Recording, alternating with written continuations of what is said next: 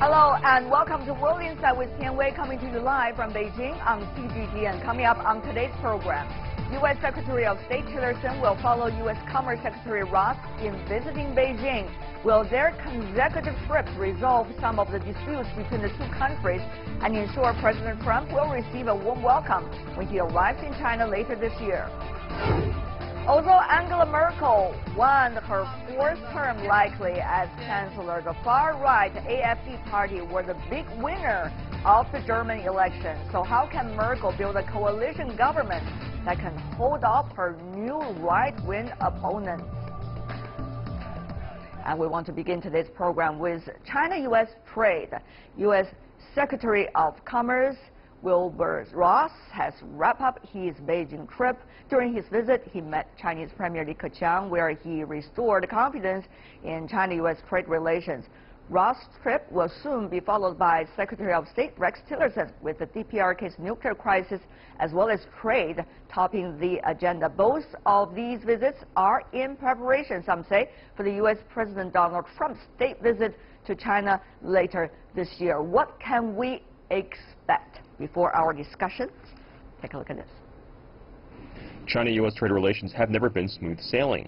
Yet the visit of Wilbur Ross to China amid rising trade tension ensures a welcome reception for Trump's eventual visit to China. Ross said the U.S. is even hoping for some very good deliverables. Hopefully the goodwill that's been built up between President Xi and President Trump will help to change the atmosphere. I actually just came from Beijing. We were trying to get things organized for the president's visit in November, and the tone I felt was pretty good. In his meeting with Ross, Chinese Premier Li Keqiang said relations between the two countries have seen a healthy momentum. He added that the two sides should work toward mutual benefits, especially concerning high-tech exports. The bilateral trade value hit almost $520 billion last year, even though it was down 6.7% year-on-year. The U.S. for years has blamed China for running a trade surplus against it by applying trade barriers such as tariffs and unfair treatment to American companies, while China blames U.S. restrictions on high-tech exports and a trade investigation against China for the dampening bilateral trade relations. In April, President Xi Jinping said Trump reached an important 100-day plan to boost trade ties in Mar-a-Lago. The plan had already reaped some rewards in agriculture and energy. If this can foreshadow the very good deliverables that the U.S. Commerce Secretary expects, we can see more concrete progress when Trump meets Xi in November. So what is the deal on current trade relations between China and the United States, and whether it's going to pave the way for some smooth meeting between the two presidents later in the year? Let's get some answers from our panelists. In the Beijing studio, we have Zhang Jianping, Director General of the Center for Regional Cooperation with the Chinese Academy of International Trade and Economic Cooperation. It's a long title, but we're glad to have you here, sir. Yeah. Also joining us, Liu Baocheng, Dean of the Center for International Business Ethics from the University of International Business and Economics here in Beijing. Joining us also from Washington, we have two of them. One is Jeffrey Schott, who is a senior fellow with the Peterson Institute for International Economics. Mr. Schott, it's a great pleasure to have you for the very first time. And our longtime friend, Charles Freeman, a former assistant U.S. trade representative for China Affairs. When I say friend, of course, we could disagree from time to time as well. Welcome to you, Mr. Freeman. I want to start with our two American panelists. Deliverables, that seemed to be the key word used a lot by the Commerce Secretary during his visit to China. Mr. Schott, what exactly are those deliverables? Or is it only becoming a political term used in Washington? Well, it's important to have political support for maintaining good trade relations. And sometimes you need evidence that barriers to trade are coming down so that there are new export opportunities. That's the type of thing that Secretary Ross was talking about in Beijing this past week. And this is what they hope will come out of the talks in Beijing at the summit meeting in November.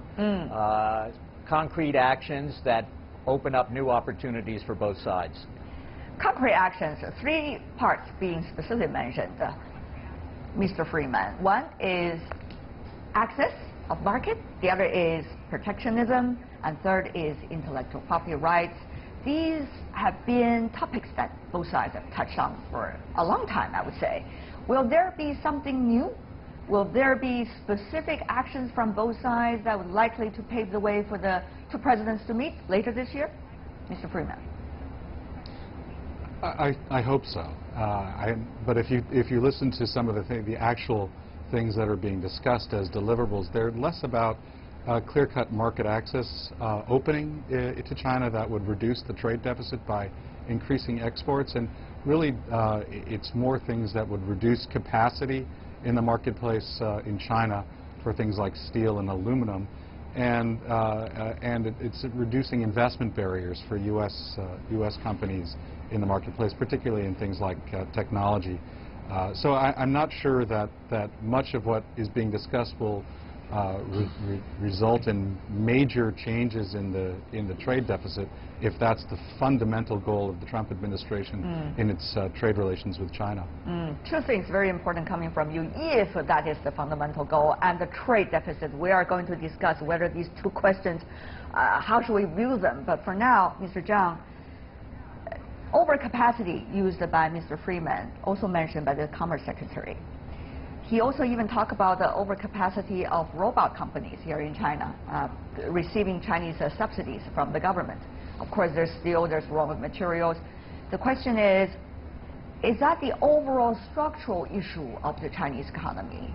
And can that be overnight adjusted to any extent so that the red carpet can be extended to the White House to welcome President Trump to China? I think actually economic structure issue is a headache problem both for China and the U.S. In China, we have so a lot of manufacturing sectors concentrated here. But in the U.S., so a lot of service sectors contribution to their economy, more than 85%. So actually this type of structure means that China can export so a lot of goods to the U.S. But the U.S. can export their service to China. So if you look at the total, trade, including trading goods and trading services, every year China can get a trade surplus for trading goods, maybe more than 300 billion U.S. dollars. Okay. But U.S. also can benefit from Chinese market in service sectors, maybe about 40 billion U.S. dollars. Did I get it right? You just simply, Mr. Zhang, do not fundamentally agree at all with the Commerce Secretary's points about the so-called three deliverables: protectionism, market access, and also in the long future intellectual property rights. You just do not agree with him, it sounds like. I think that, of course, we are facing with those tangible problems. Okay. But you know that I like to address that China's market economy just 40 years old. But in the U.S., you have 300 years old market. Okay. And then I think that in China, we need to have time to solve those problems step by step. Okay, the U.S. has also been accusing China, Professor Liu, of not necessarily fulfilling its promises when it promised at the very beginning accessing to the World Trade Organization. That has also been one of those talks recently. What do you say about so-called deliverables and the Chinese attitude from your perspective? Well, China has benefited a great deal, and China has experienced the whole process of gradually coming to the compliance with the global competition standard, and therefore China is firmly convinced by its own experience that a free trade and complying with the equal leveling field of competition standard will benefit all the players in the marketplace. But the U.S. has been lecturing a lot to China, and China has been improving a great deal, but now the U.S. is being left behind in terms of the ideology. And the other issue I want to raise is really, okay, is the trade deficit eliminatable? That's number one. Number two is that, well, how to define the trade balance? Well, does it mean that export equals to import? Is that good for the U.S. economy and for the U.S. consumers? Okay. So that's a very fundamental question. We better throw those questions. I don't have the answer to Mr. Schott over there. What about those? Well, we shouldn't be focusing on the trade balance the bilateral trade balance. We need to look at the operation of our economy and ways of improving economic opportunities. The real issue of concern right now is the current investigation in the United States under Section 301 dealing with Chinese practices with regard to intellectual property, forced transfer of technology, and the like. That is a great concern in both countries. In the United States, there is a concern that U.S. companies are being disadvantaged. In China, there's a concern that U.S. practices will violate WTO obligations. So far, and you need to be very clear on this, the investigation under Section 301 is fully consistent with WTO obligations because it is looking into whether there is a violation of obligations. Right. But there is a concern that the policy decisions taken after the investigation may go outside of WTO realm. Professor Liu, is that also your concern? Yes, I think I should not say that China is really operating perfectly in the international standard, either WTO or can go completely well through the test of the 301. But the fact that China has been really not really forcing the U.S. companies to transfer the technology, but China, you can say, inducing the U.S. To transfer its technology in exchange for the marketplace in China. And right now, many of the U.S. companies and European companies buy offering voluntarily of their technology, either in the form of joint venture or in licensing agreement, and they build their reputation, they build their market with the Chinese partners, and eventually they turn out into Chinese entities. They really are considered to be a piracy Professor or Liu is saying this is totally, the acceptable approach. This is a Chinese approach. You take it or you leave it. Mr. Freeman, what do you say? Well, I mean, clearly there are times when American or other foreign companies in China are faced with a business decision. Do they transfer technology as a condition of doing business in the marketplace, or do they take their technology and stay home? And there are some companies that are faced with that choice and choose to transfer their technologies. Is that willing? Perhaps. But there are other ways of forcing technology transfer, including through cyber theft, through intellectual property theft, whether it's just through copyright violations or otherwise. All right. So there are multiple ways of forcing technology transfer that may or may not accord with WTO principles or WTO standards. It's often hard to actually prove that when evidence is sometimes lacking. So there is an evidentiary issue here. Well, then that sounds a little bit tricky. Mr. Zhang, you want to respond to that?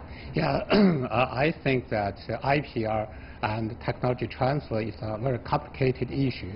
For example, generally speaking, actually for a type of technology, 20 years protection period.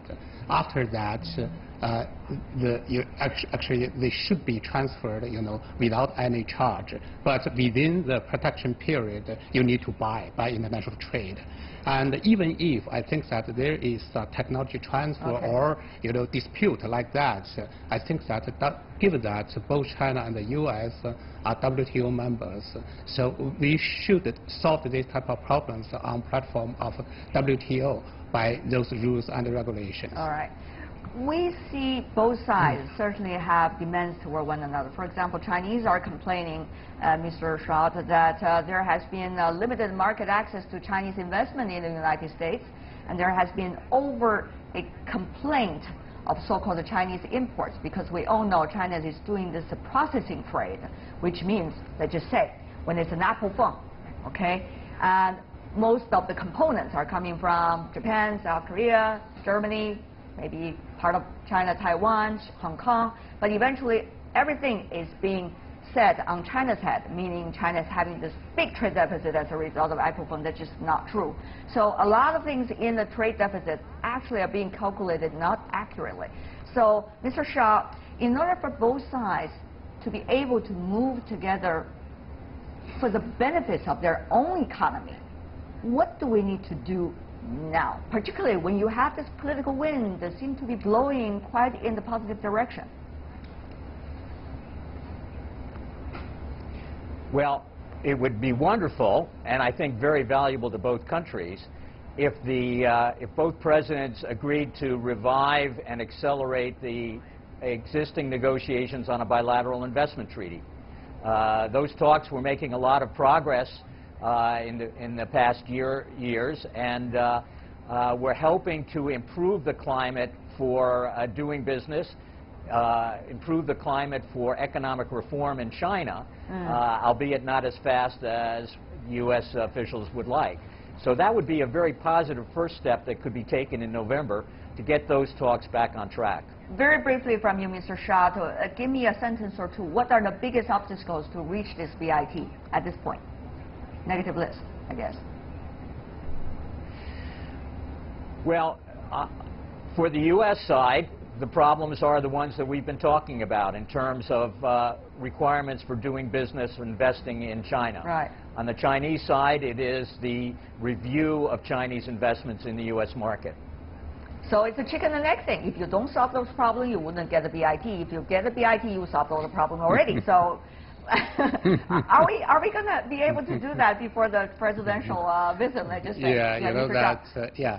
From the U.S. side, their concern are including, you know, actually IPR, as well as market access and trade balance. That's right. But from Chinese side, actually we already imported a lot from the U.S. Meanwhile, we will import a lot, what much have you more. imported? I mean, have China imported? Yeah, including, you know, oil and gas and beef, you know, and, you know, cars and high-tech products. I see. Of course, you know that high-tech products, U.S., you know, has a lot of limits for their export to China. Okay. So in this, that's China's biggest concern. That's one. Another concern is that we hope the U.S. can, you know, welcome China's investors. All right. Please do not make, you know, discrimination. Yeah. Yes. Let's go to Mr. Freeman. You know this story all too well, I guess, with your previous post. Do we have a solution now, or are we going to discuss like this every time?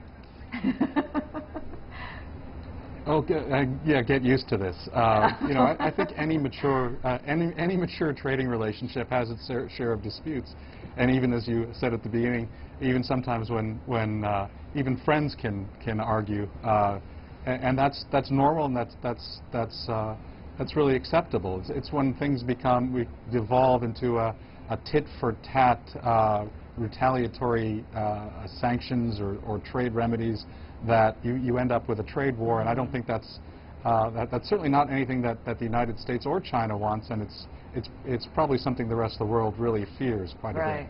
But you know what? All of you know very well, gentlemen, that trade and economic ties used to be one of those pillars between China and United States relations in terms of supporting stability. But now it could be becoming unpredictable. Some been suggesting Trump administration tries long-arm tactics with China. It could be in for a rude surprise. Some are saying this. China has financial weapons, they say, including trillions of dollars in U.S. debt. A disruption of trade with China could lead to massive price increases in low-cost stores, such as Walmart and Target, on which many Americans rely on. These are just one of those arguments you see so often in some of the analyst report, for example, at The Economist or somewhere else in the international media. But the question is, do we need to make the atmosphere that intense? It seems that we should be able to solve the problem before these kind of tit-for-tat and threats to one another happen. Mr. Shah, is this the right time that we are taking some actions for our own benefit?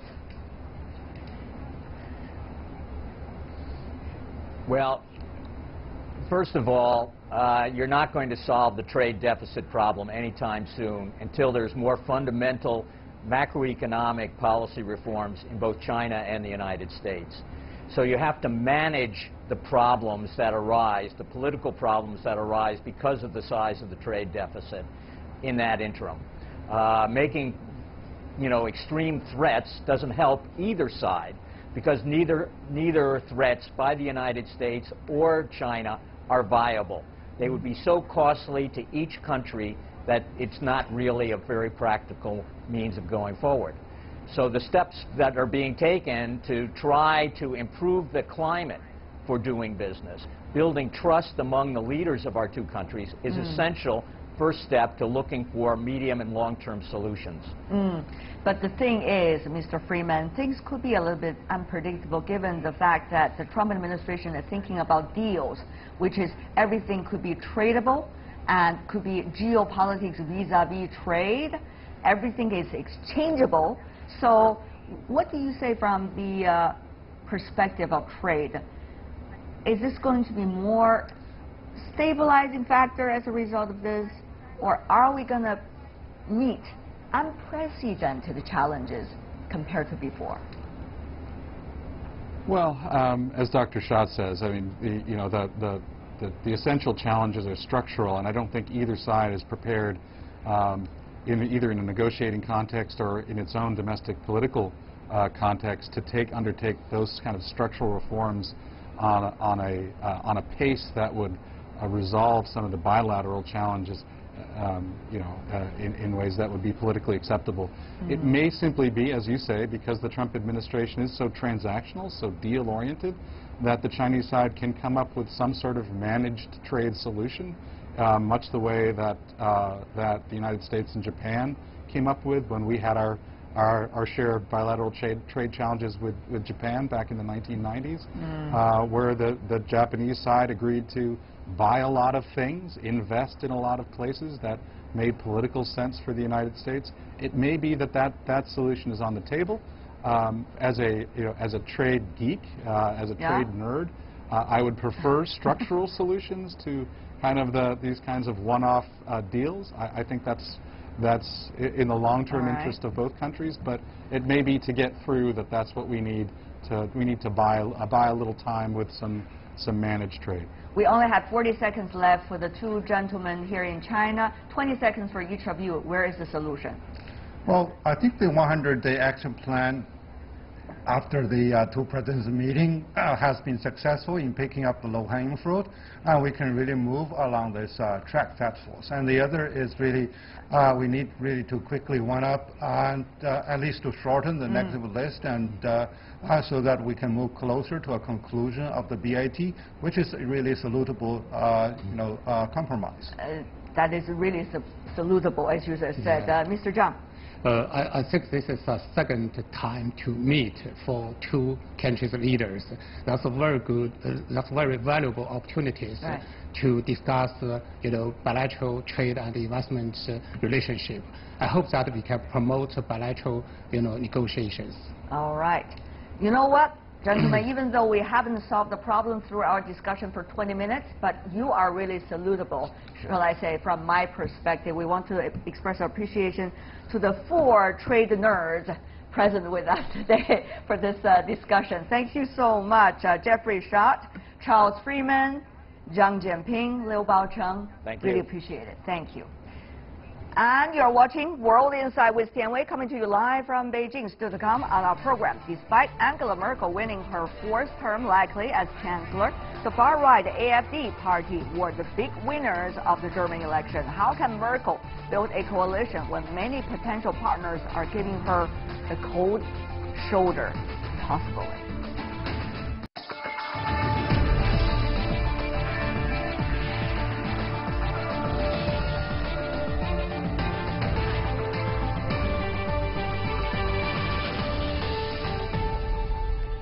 You're watching World Insight with Tian Wei, coming to you Monday to Friday, live on CGTN. Germany's Angela Merkel begins the difficult task of trying to build a coalition government after securing, possibly, her 4th term as chancellor. At the same time, divisions have appeared within the leadership of the country's far-right party.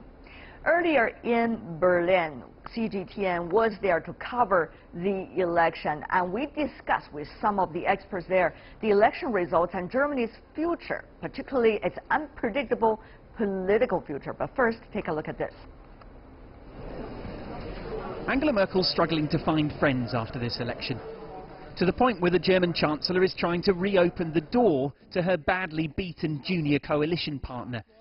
Wir werden natürlich das Gespräch suchen, sowohl We will start discussions both with the FDP and the Greens, but let me add, also with the SPD, because I believe it's important that Germany gets a stable, good government. I heard what the SPD said, yet we should stay in contact. The centre-left Social Democrats have already said they don't want to talk, preferring a return to opposition after the worst result in the party's history. If that option remains off the table, Merkel will need others to get a majority. Lindner's Liberal Free Democrats also crashed out of government and parliament in 2013 after 4 years of compromise with the CDU that alienated supporters. The new leadership's in no hurry to repeat the same mistakes. We want to change the direction of politics. If this is not possible in government, then our place would be the opposition. And they wouldn't on their own make up the numbers anyway. For that, Merkel would need the centre-left Greens. They too are wary. It's a dream come true for the far-right Alternative for Germany, who'll enter Parliament for the first time promising to rattle the status quo. The AfD may have its own problems though. On Monday, an AfD leader stormed out of a press conference in anger at her own colleagues. Why remains unclear. Lead candidate Alex Gauland denies his party's success is linked to any broader patterns. Germany is far more deeply divided than you have seen it before, but it's another division. It has nothing to do with the Rusty Belt in America, with the jobless figure, what brought Trump the support of the white workforce. Even the Front National is a totally other phenomenon. Merkel's task is to disprove that. In the heart of Europe, though, the prospect of a quite unexpected period of political instability surely won't help her. We're going to have a panel of German experts talking to us about the latest development in their country's politics. But for now, let's turn to the breaking news in northern Iraq. The High Election and Referendum Commission has announced Wednesday that Iraq Kurds have voted to create an independent state. In the Monday's referendum, over 92% of voters voted in favor of independence. The referendum has angered Baghdad. Iraqi Prime Minister al-Abadi has demanded lawmakers annual the vote earlier. Iraq's parliament also ordered troops to send to the Kurdish-held region of Kirkuk to take control of its oil fields. Iraq has already banned foreign airlines from flying into the Kurdish airports until Friday. And that is breaking news for now. Let's go to our panel in Germany on the day of the German election about the latest politics in that country.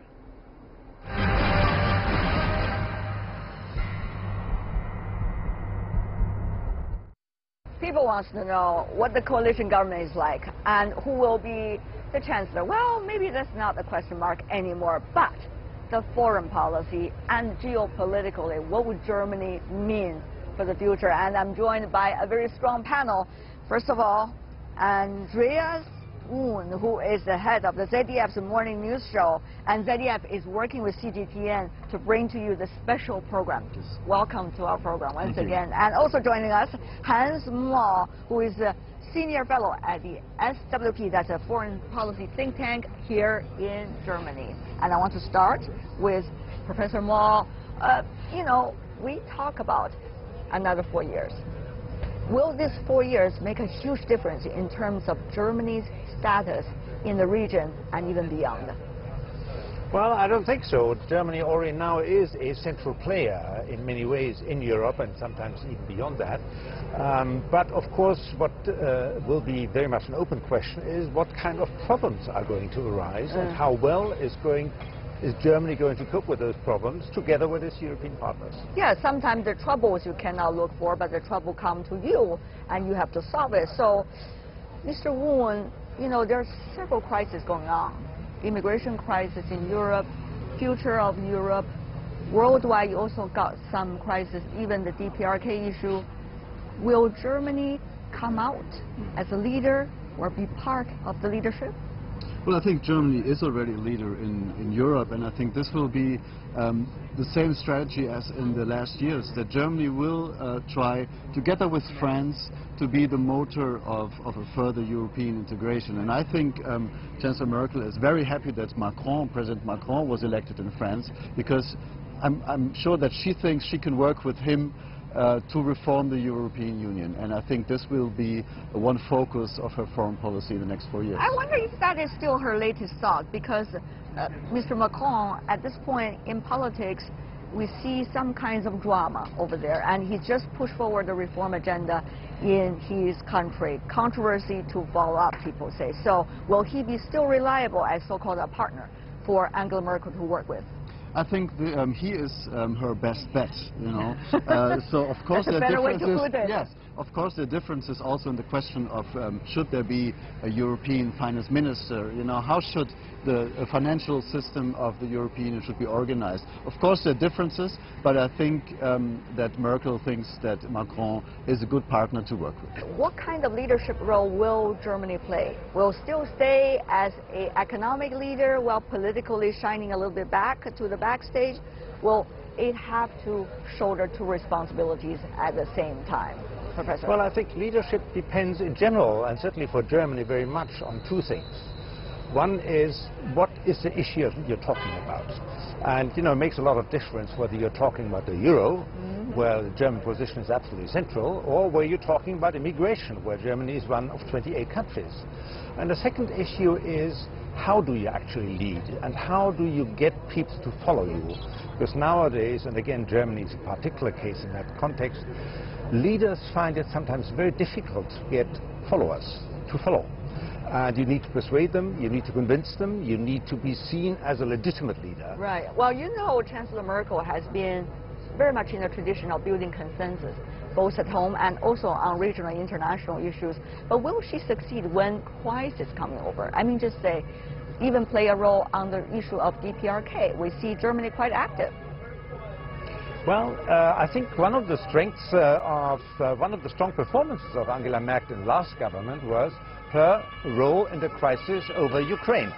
The crisis when Russia annexed... And the crisis come over there. This is a local with a siren. Yes.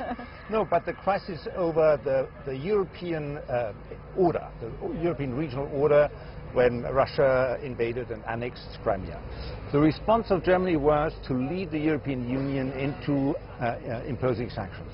And I think she did well on that, together with you know, French government. But this was basically a German-led consensus operation in confronting Russia. But the question is, will that kind of style carry over to the other issues?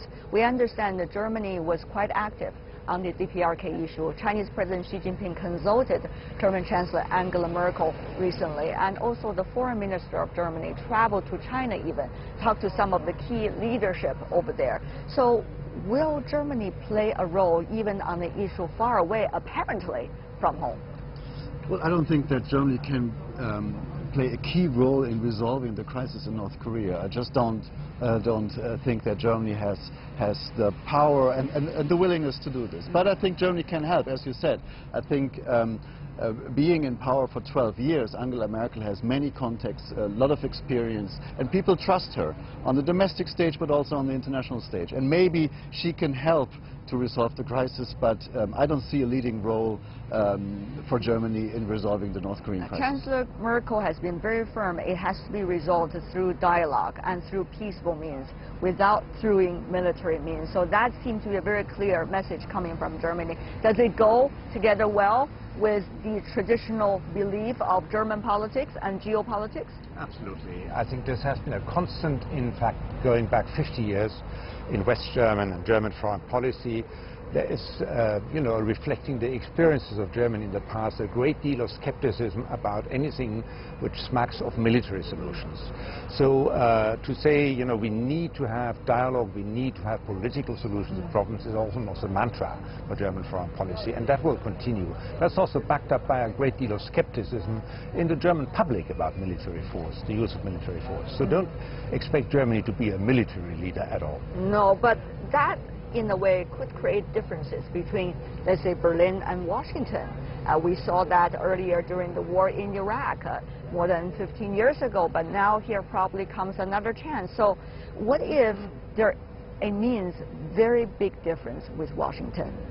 Mr. Warren. Well, of course, the way President Trump is doing politics and is acting and is talking, it's the total contrary of the way Angela Merkel thinks and feels. So I think for her, he is a very strange man, but he's the President of the United States, and now she's a very pragmatic politician. Absolutely. So she thinks, okay, it's him, we have to work with him. And how does she work with him? She tries to communicate. When she was in the White House, she was sitting next to his daughter, Ivanka Trump. Merkel didn't care, you know. It's a way maybe to communicate with the White House, and so she talks with the daughter. And of course, the German-US relationship is very, very strong, has been very, very strong for decades. There are many channels of communication, not only to the White House, but also to the Parliament. And I think Angela Merkel will use all those channels to influence maybe the policy of the United States, but on a personal level, I think there's not much connection between the two. That we could read from the photos and also from the footages. Having said that, though, there are talks about, Professor Wall, that some of the traditional leaders of the international community has not stepped up in recent years in terms of their role, and therefore new leadership and probably new voices, new forces coming in. Professor Moore, where is Germany in this bigger picture? I think this new situation is something Germany can adapt to very well. I mean, one of the strengths of German foreign policy in the past has been its recognition of the importance of coalition building. You know, coalition building, consensus building, getting partners, getting people on board, understanding their interests, empathizing with their interests and taking them on board. That's something which German diplomacy has been very good at. And I think this new situation, which, as you rightly say, is a situation where you have more players, more countries, new leaders coming up, is a situation where coalition building will be very important. And, you know, this is something which plays to the German agenda. But, you know, you see some kind of competitions even, let's just say, between some of the members of the G7 and some of the members of the G20. Of course, they overlap.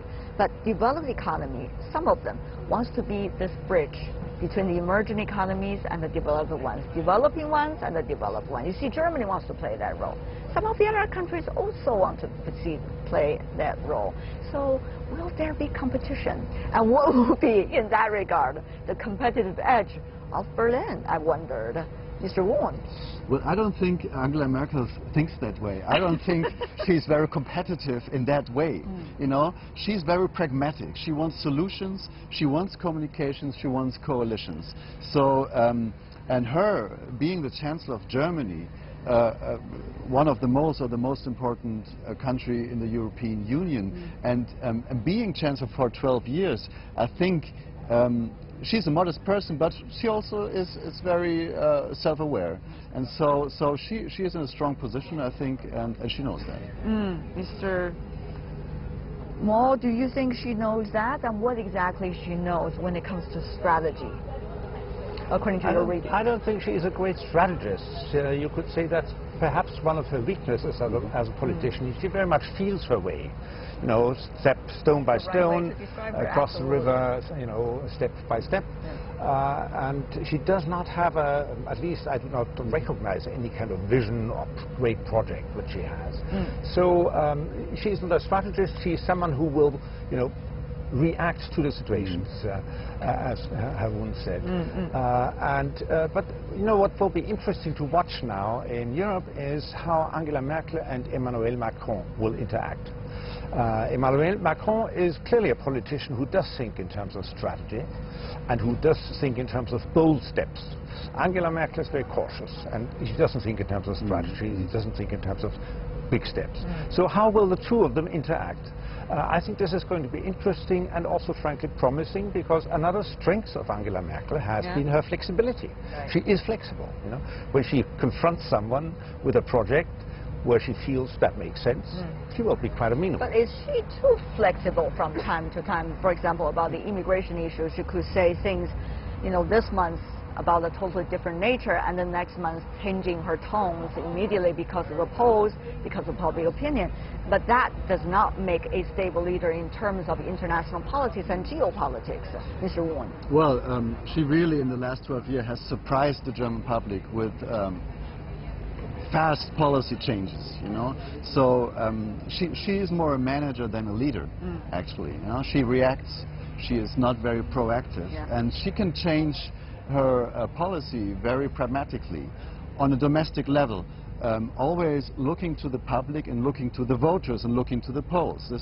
Maybe this is the tactical or strategical approach for her. She likes to know what the people think and adjusts her policy. But on the international level, I think there's more stability.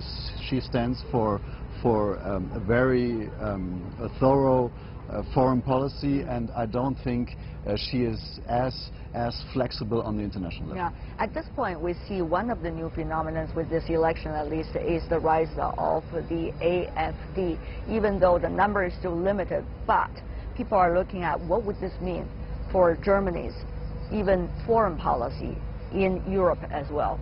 Domestically, you already see this kinds of nationalist and also quite populist parties rising. What would that mean for Germany's overall policy on the continent and also in the rest of the world? I think that's a big question mark.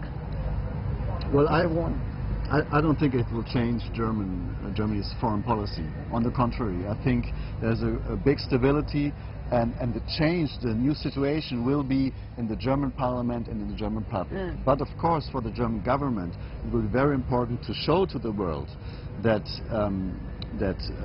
from the political perspective in Germany, nothing has changed, you know, and the AfD will not play an important role in terms of international policy. But I'm sure that the international community is watching very closely.